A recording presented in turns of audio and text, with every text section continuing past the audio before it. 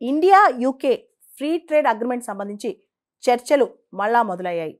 మనకు తెలుసు 2016లో బ్రెగ్జిట్కి ఫేవర్గా యూకే ఓటేసింది. అంటే యూరోపియన్ యూనియన్లోంచి బ్రిటన్ ఎగ్జిట్ అయిపోయిందనమాట. ఆ తర్వాత బ్రిటన్ దేశాలతో, ఇండియా లాంటి దేశాలతో స్వతంత్రంగా ట్రేడ్ డీల్స్ చేసుకోవాలి. యూరోపియన్ యూనియన్తో ఉండే ట్రేడ్ డీల్స్ ఇప్పుడు బ్రిటన్కి వర్తించవన్నమాట.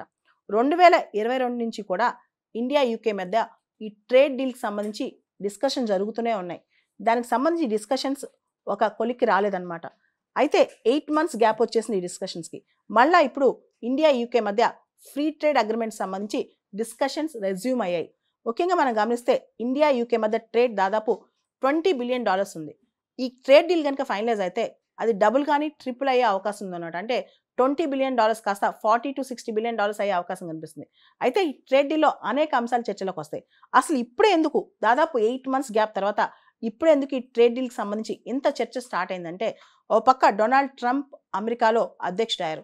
ఆయన ఇండియన్ గూడ్స్ మీద మేము చాలా టారిఫ్స్ పెంచేస్తాం, ఇండియా టారిఫ్ కింగ్, ఇండియా మా పైన టారిఫ్స్ తగ్గించకపోతే ఇండియన్ గూడ్స్ మీద మేము టారిఫ్స్ పెంచేస్తాం అని చెప్పి ఆల్రెడీ ఆ పనిలో, ఆ ప్లాన్లో ఆయన ఉన్నారనమాట. టారిఫ్ విషయంలో డొనాల్డ్ ట్రంప్ వినట్లేదు. దాంతో ఇండియా తన గూడ్స్ కానీ, తన ట్రేడ్ అగ్రిమెంట్స్ కానీ డైవర్సిఫై చేసుకోవాల్సిన పరిస్థితి తప్పదనమాట. సో యూకేతో అతి తొందరలో మంచి ట్రేడ్ డీల్ ఇండియా కుదుర్చుకునే అవకాశం కనిపిస్తోంది. మనం కనుక ఇండియా యూకే ట్రేడ్ గమనిస్తే 2023-24లో $21 billion ఉంది. అదేవిధంగా 2022-23లో $20 billion ఉందన్నమాట. ఇప్పుడు ట్రేడ్ డీల్ కనుక ముందుకు తీసుకెళ్తే అది డబుల్ అయ్యే అవకాశం కనిపిస్తుంది అనమాట. ముఖ్యంగా ఇంటర్నేషనల్ టారిఫ్స్ ఎలా ఉన్నాయి, యూకేతో ఎలాంటి టారిఫ్స్ చేయాలి, దాని మీద చాలా డిస్కషన్ జరుగుతుంది. ముఖ్యంగా ఇంటర్నేషనల్ టారిఫ్స్ ఎలా ఉన్నాయి, బ్రిటన్ పైన టారిఫ్స్ ఎలా ఉండాలి, అదేవిధంగా బ్రిటన్ ఇండియన్ గూడ్స్ మీద ఎలాంటి టారిఫ్స్ వేస్తుంది, దీని మీద చర్చలు బాగా జరుగుతున్నాయి అనమాట.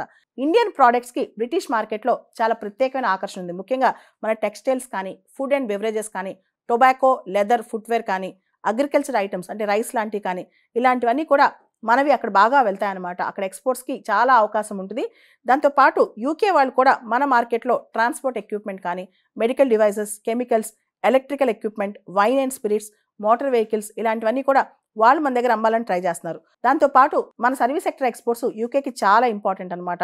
యూకేకి India 10th largest service trade partner. అంటే సేవా రంగంలో యూకేకి ఇండియా 10వ లార్జెస్ట్ ట్రేడ్ పార్ట్నర్ అనమాట. 10వ అతిపెద్ద వాణిజ్య భాగస్వామి అనమాట. మనం ఇది ఒకసారి పక్కన పెడితే మొత్తం యూరోపియన్ యూనియన్తో కూడా మనం BTIA ఇంకా ఫైనలైజ్ చేయలేదు. Broad based trade and investment agreement. ఇండియాకి యూరోపియన్ యూనియన్కి మధ్య 2007 నుంచి కూడా BTIA మీద చర్చలు జరుగుతున్నాయి. కానీ అది కూడా ఇంకా ఫైనలైజ్ అవ్వలేదన్నమాట. సో ఒక పక్క యూరోపియన్ యూనియన్తో BTIA ఫైనలైజ్ చేసుకోవాలి, ఇంకొక పక్క యూకేతో FTA ఫైనలైజ్ చేసుకోవాలి. మరో పక్క మనకు తెలుసు ఫ్రాన్స్తో కూడా హారైజాన్ 2047 అని చెప్పి చాలా పెద్ద హోలిస్టిక్ అగ్రిమెంట్ తీసుకొచ్చుకుంటున్నాం. అలా మనం యూరోపియన్ యూనియన్తో పాటు రకరకాల దేశాలతో విడివిడిగా బైలేటరల్ అగ్రిమెంట్స్ తీసుకుంటున్నాం అనమాట.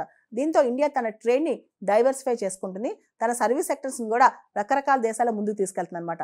ఇండియా యూకే మధ్య ఈ సంవత్సరం ఆఖరులోపు ఈ FTA ఫైనలైజ్ అవుద్దని చెప్పి ఎక్స్పర్ట్స్ చెప్తున్నారు.